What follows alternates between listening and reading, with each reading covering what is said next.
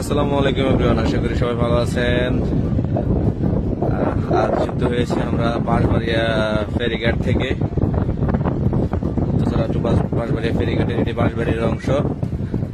পরিদর্শনে এসেছেন বিএনপির জাতীয় নির্বাহী কমিটির প্রভাবশালী সদস্য জনাব মিজানুর রহমান ভূঁইয়া মিল্টন ভাই।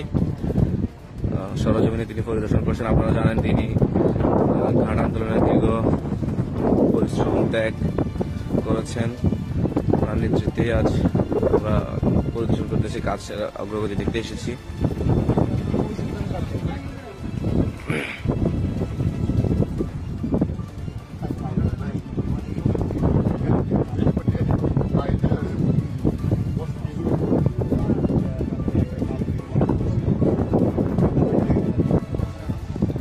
এটি বাঁশবাড়িয়া ঘাটের নির্মাণাধীন ফেরির কাজ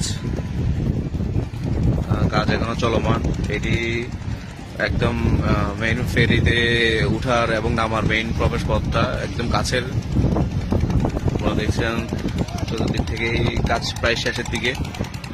খুব শীঘ্রই হলে আমরা উদ্বোধন দেখব।